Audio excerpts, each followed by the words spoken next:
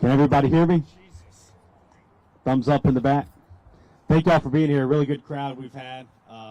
Thank you again for making time here to be here on this Monday morning to remember this day that will be forever etched in the city of Mount Juliet's history and those surrounding us in the Middle Tennessee area from this day 5 years ago.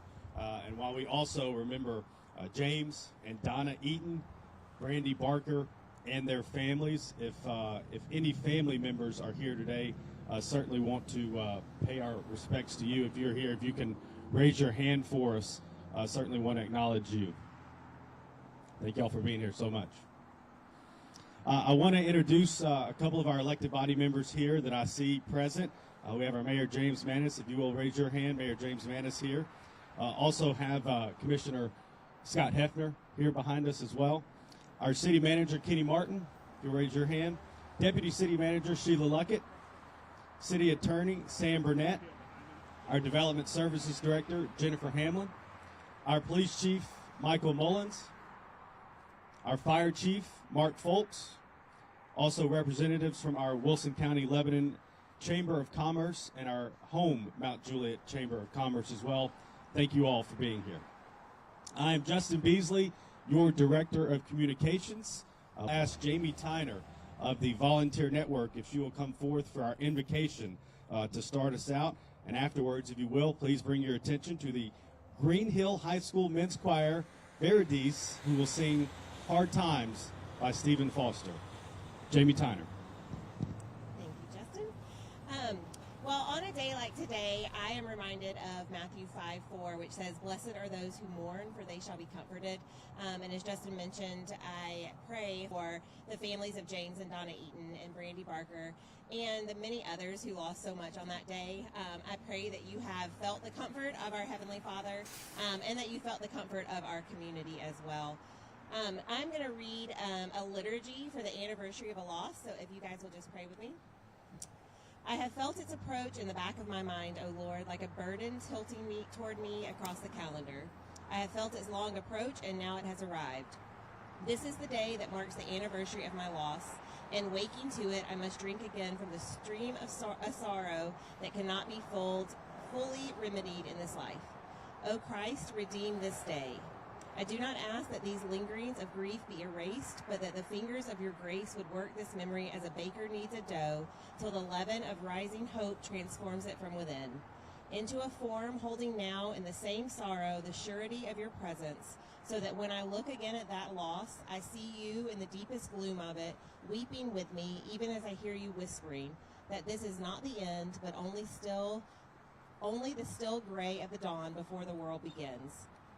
And if that is so, then let that which broke me upon this day in a past year now be seen as the beginning of my remaking into a Christ follower more sympathetic, more compassionate, and more conscious of my frailty and of my daily dependence upon you, as one more invested in the hope of the resurrection of the body and the return of the King than ever I had been before.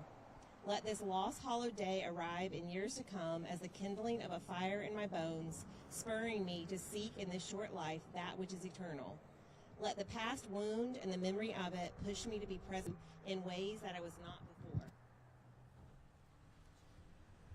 Do not waste my greatest sorrows, O God, but use them to teach me to live in your presence, fully alive to pain and joy and sorrow and hope in the places where my shattering and your shaping meet. Amen. Good job. Thank you, Jamie.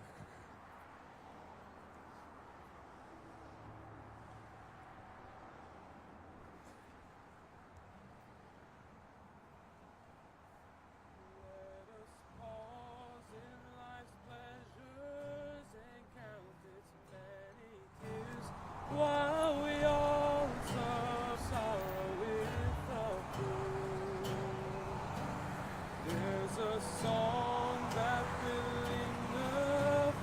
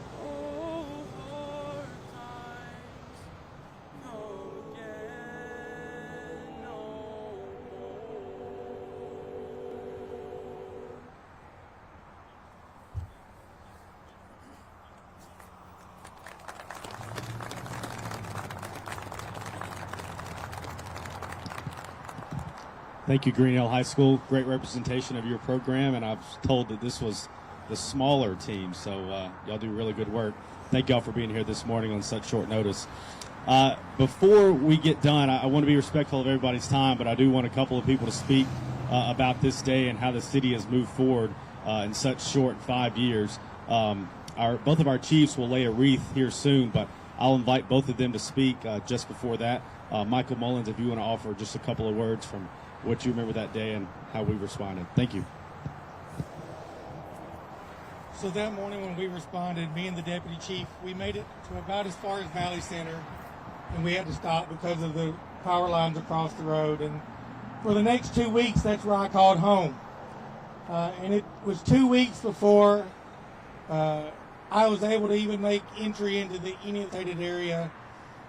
We ran command from that location, so when I got to work, it was dark. When I went home, it was dark, and I never got to go into the affected areas. But then 2 weeks later, I got to do my first tour through the area, and I was immediately struck by the sights of what I was seeing and focused on the devastation that the families had to go through that morning. The first responders and all the public works employees and all the city officials that had to go in that morning. And for me, I spent 2 weeks in that parking lot. So my heart went out to them for that. My hearts go out to the Eaton family and to Brandy Barker. But very quickly, my thoughts shifted to what I was seeing at that moment. It was just 2 weeks after the devastation, and the families that were coming together, all the volunteers that were in our community doing positive things, and the community support that was going out, and the work that was being done to start over. So I know it's cliche to hear, and you hear all the community say, you know, the name of their city and strong, or the name of their state and strong. But it was that day that I knew that we were Mount Juliet strong. And I appreciate all the work that got done. I appreciate all the volunteers that came in to help us from all the surrounding counties. I appreciate my men and women that come to work every day and that was going back through. And I purposely went back and watched body camera videos from that morning, and seeing the body cam footage of the firefighters and the police officers, you know, stepping over live power lines and walking through the event. So I want to say special thank you to all of them that they were there when I couldn't be. The chief of police at that time, James Hamburger, was climbing in rubble. We really do have a good thing going here in Mount Juliet, and I appreciate everybody here. Thank you.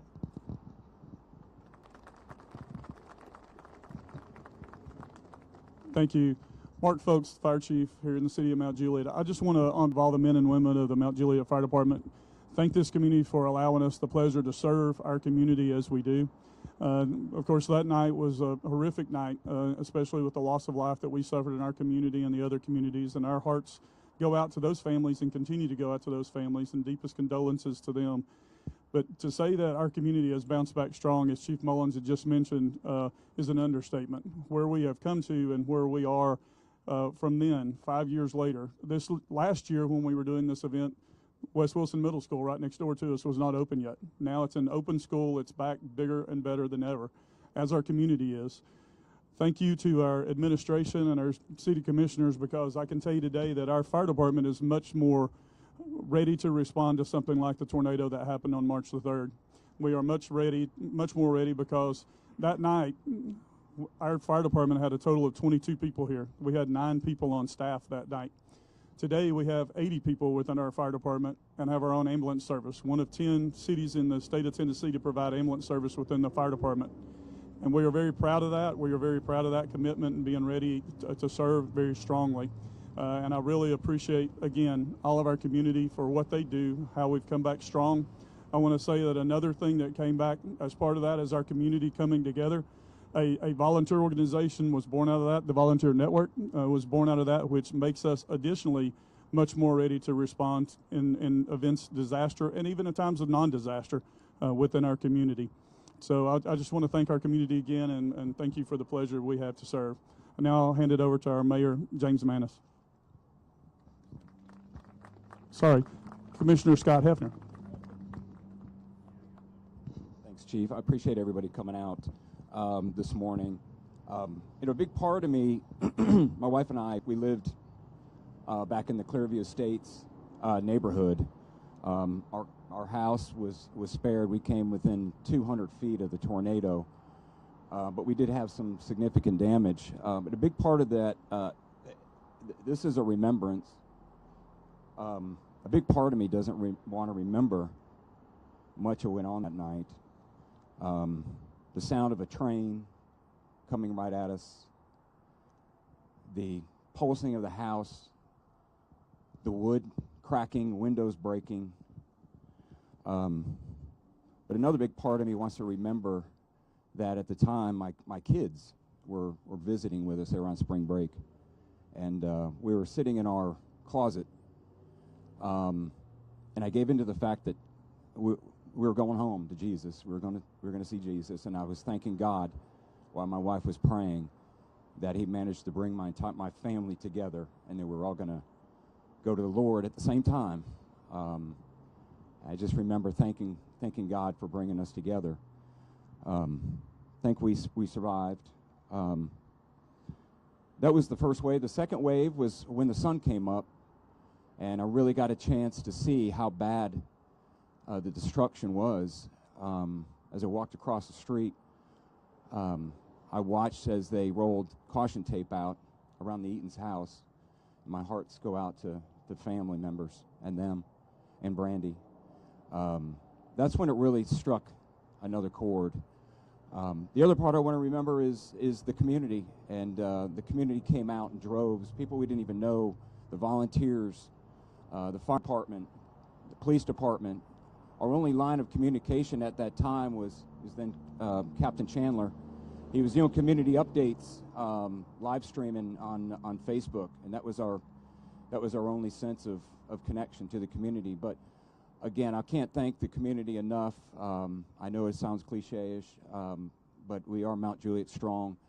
Just the overwhelming support and help from the neighbors, the volunteers that came out that over a course of what seemed like an eternity, months, to help us, bring us food, and others that were in need. So again, thank you all for coming out. And by the way, I want to wish Kenny Martin a happy birthday. It's his birthday today, and my wife's birthday is tomorrow. So thank you all for coming out. And I'm going to go ahead and introduce Mayor James Manis.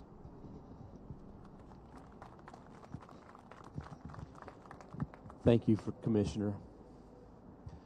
I just want to say thank you for everyone who took time out of their schedules today to come out and remember the events. I think we can all agree that we wish days like today weren't necessary, and we wish that no other community would need days like today to remember. You know, it's hard to think back sometimes about the events that occurred in this city 5 years ago. And to some degree, you can look around and see a lot of the buildings and the physical scars have been healed or replaced. And if you know the right places to look, you can definitely see the evidence of what happened that night still here. But we take a moment here and we take some time today to remember the families that were impacted, to remember everyone that lived through that night. While the storm itself may have passed through Mount Juliet rather quickly, the response of the community went on for days and weeks and months. You know, it's important to remember what happened that night, but it's equally as important to remember the way this community responded, the way this community come together. Our first responders, the staff of the city, the volunteers that grew up, the organizations that grew up as a result of this, the response that happened, the organizations that come into this community, the way it pulled together, the way everyone responded. I think it's so important that we remember that as well. And I've said it before, we've seen the worst of Mother Nature that night, but we saw the best of this community as a response to it. So with this, I'm just going to say our chiefs are going to come here, and they're going to bring a wreath here to lay as a memorial.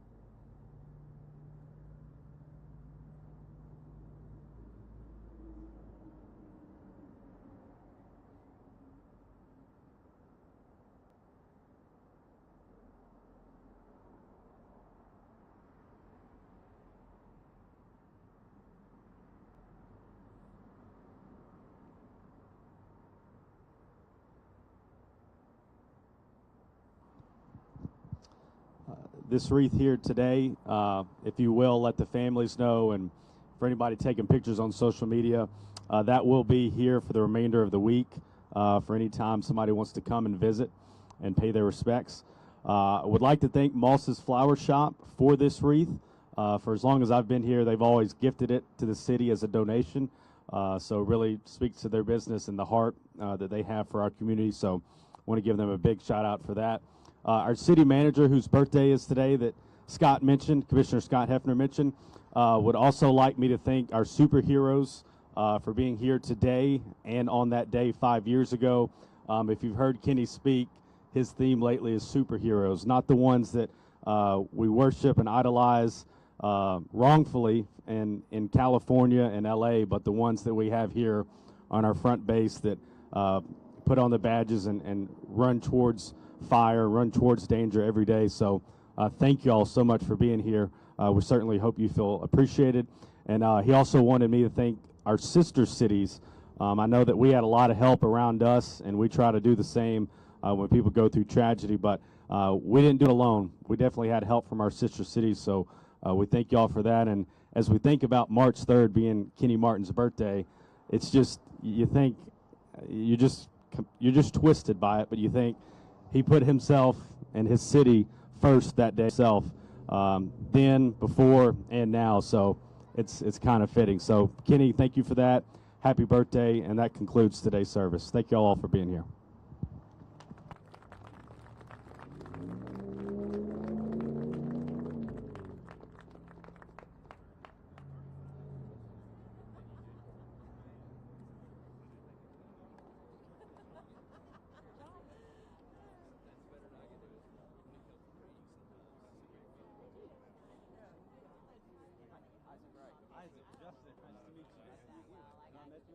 Nope.